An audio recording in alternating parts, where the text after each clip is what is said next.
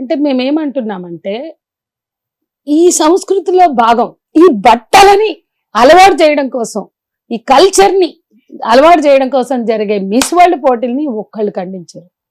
ఎక్కడ పోయారండి ఈ సంధ్యారెడ్డిలు?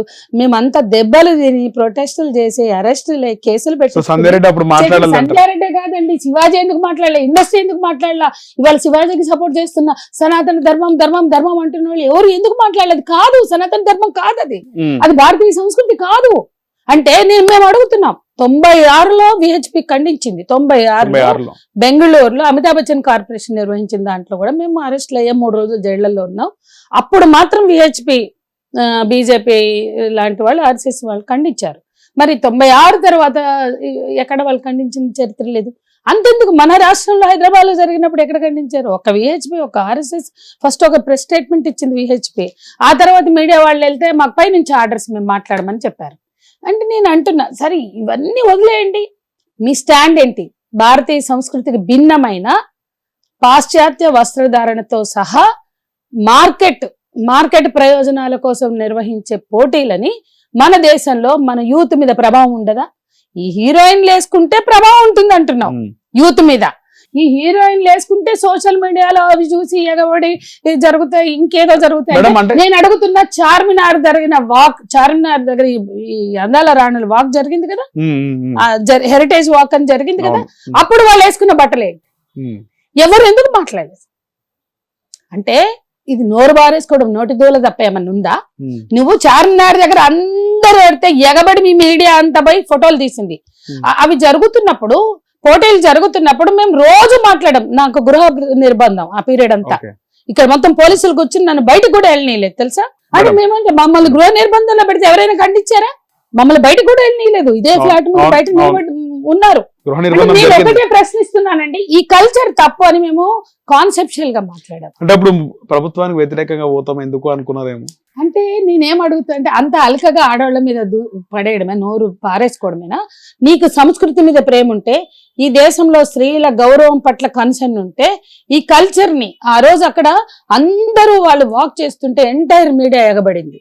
మీడియా ఇవాళ చర్చలు పెడుతున్నారే, చర్చలు పెట్టిన ఏ మీడియాని సిగ్గుపడాలి. ఎట్లా సిగ్గుపడాలంటే ఆలోచించాలా. అరే ఇవే బట్టలు వేసుకున్న ఆ అందాల రాణుల ప్రోగ్రామ్ లో ఎగబడి చూపించాము, కనీసం డిబేట్ పెట్టలా. దాన్ని ప్రొటెస్ట్ చేస్తున్న వాళ్ళ ఒపీనియన్ కూడా మనం తీసుకోవాలా. వాళ్ళు ఎందుకు ప్రొటెస్ట్ చేస్తున్నారు, దాన్ని ఎట్లా కాన్సెప్చువల్ గా వీళ్ళు మాట్లాడారు అంటే అవగాహన పరంగా దృక్పథంతో మేము మాట్లాడితే ఎవరికి పట్టలేదు. ఈ నోర్లు బారేసుకుని చాలా గలీజుగా పళ్ళు రాలగొడతా, చెప్పుతో కొడితే చెత్త అంతా మాట్లాడే వాళ్ళనేమో పెడతారు.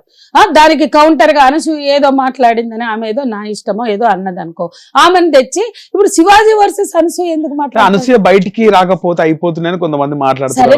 అనసూయ అనలే కదా, ఎందుకు వచ్చింది అనసూయ బయటికి? అనసూయ ఆయన అనలేదు, కానీ అనసూయ స్పందించింది.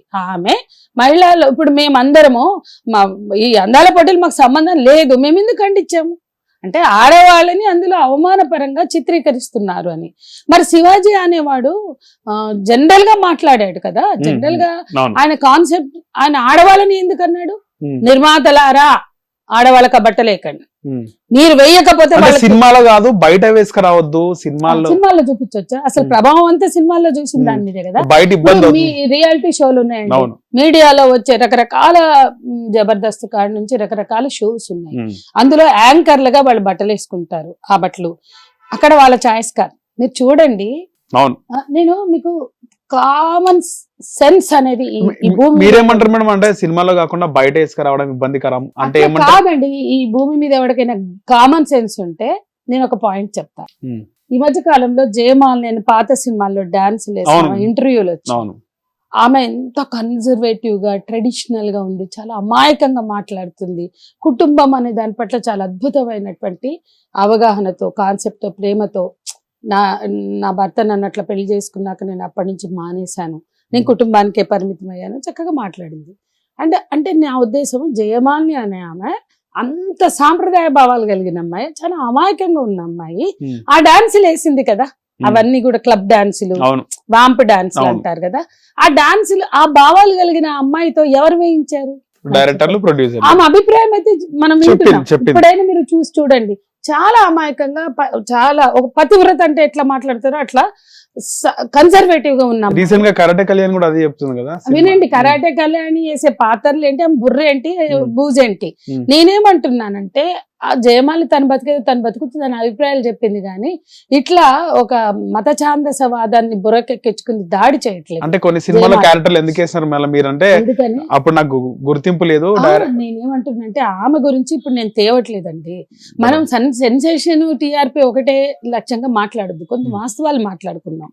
అంటే ఏంటి అంటే ఆమెతోటి వేయించింది ఆనాటి సినిమా ఇండస్ట్రీ, అదైతే మీరు ఒప్పుకుంటారు.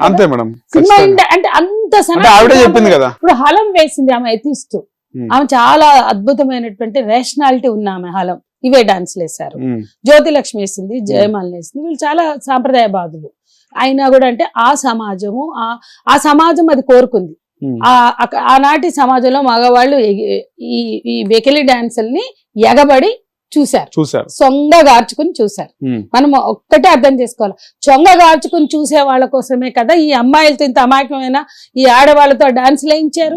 అంటే స్మిత ఉంది, ఎవరి ఎగ్జిస్టెన్స్ అన్నా తీసుకోండి, చచ్చిపోయింది ఆ పిల్ల అమాయకంగా. అంటే వీళ్ళందరూ వేసిన డాన్సులు డిమాండ్ మీద జరగలేదా? ఏదైనా మనం సిద్ధాంతంగా ఆలోచిస్తే అంటే డిమాండ్ అండ్ సప్లై కదా. ఈ డాన్సులు వాళ్ళకే వాళ్ళని అమ్మాయి సినిమాలో హీరోయిన్ గా పనిచేద్దామని వచ్చింది, ఆమెతో ఒక ఎవరో వేపించారు డాన్స్, కంటిన్యూ అయిపోయింది స్మిత ఎండింగ్ సిల్క్ స్మిత. కాబట్టి మనం అర్థం చేసుకోవాల్సింది ఏంటంటే ఇండస్ట్రీ కోరుకుంది ఈ ఆడవాళ్ళని, వీళ్ళ శరీర భాగాలని, వీళ్ళ హోయలు లేదా వీళ్ళ శృంగార అప్పీలు డాన్సులు, ఆ రకంగా మగవాళ్ళలో ఉన్న బలహీనతనో లేదా వాళ్ళలో ఉన్న డిజైర్స్ నో ఫుల్ఫిల్ చేయడానికి ఈ ఆడవాళ్ళని సృష్టించారు లేదా వాళ్ళని చిత్రీకరించారు. అంటే అప్పటి నుండి ఇప్పటి వరకు ఒకప్పుడు ప్రత్యేకమైన డాన్సర్స్ ఉండేవాళ్ళు, ఇప్పుడు హీరోయిన్లని ఆ పని చేయిస్తున్నారు, హీరోయిన్లతో కూడా ఐటమ్ సాంగ్స్ చేయిస్తున్నారు. అంటే ఇది ఎవరి కోరిక కోసము, ఎవరి కోసం జరుగుతుంది అని మనం ఆలోచిస్తే ఎవరు చూపిస్తున్నారు అని, ఎవరు కోరుకుంటున్నారు, ఎవరి కోసం చేస్తున్నారు, ఎవరు చూపిస్తున్నారు అంటే ఇక్కడ మనకి ఆడవాళ్ళ పాత్ర చాలా తక్కువ కనిపిస్తుంది. వాళ్ళు చివరిలో ఉంటారు, కానీ ముందంతా ఎవరి కోసం అంటే మగవాళ్ళని ఆనందం వాళ్ళకి ఆ ప్లెజర్ ఇవ్వడానికి. అంటే ఇంత అర్థమైనాక ఇంకా మనం మాట్లాడుతున్నామంటే ఏ పేట్రియార్కల్ వాల్యూ సిస్టమ్ ఇవన్నీ కూడా చేపిస్తుంది మనకు అర్థమవుతుంది. అంటే ఇక్కడ చాలా క్లియర్ అండి, ఆడవాళ్ళ శరీరాలని లైంగిక వస్తువులుగానే చూడడానికి అలవాటు పడ్డాం. కేవలం వాళ్ళంటే సెక్స్ ఆబ్జెక్ట్స్ అంతే. జయమాలి జ్యోతిలక్ష్మి హలం కావచ్చు, ఇప్పుడున్న మన హీరోయిన్లు కావచ్చు, వాళ్ళ శరీరాలని ఎక్స్పోజ్ చేయాలి, వాళ్ళ బాడీ పార్ట్స్ చూపించాలి అంతే. అంటే సమాజం ఇప్పుడు ప్రపంచం అంతా అదే జరుగుతుంది. ఇందాక ఒక బుక్ పేరు చెప్పా, ప్రపంచం అంతా విమెన్ బాడీస్ మీద ఎట్లా నడుస్తుంది ఆ బుక్కే రాశారు వాళ్ళు.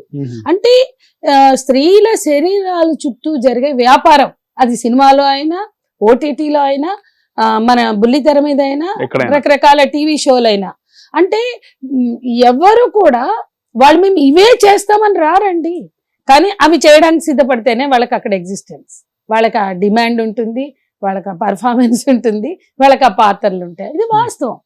లేకపోతే ప్రపంచంలో ఎక్కడా లేని పాటలు మన దాంట్లో ఉంటాయి. హిట్ టీవీ యాప్, ఇందులో short news, live news, entertainment shows, movies, digital magazines తో పాటు మీ జిల్లా వార్తలను కూడా ఫ్రీగా చూడొచ్చు.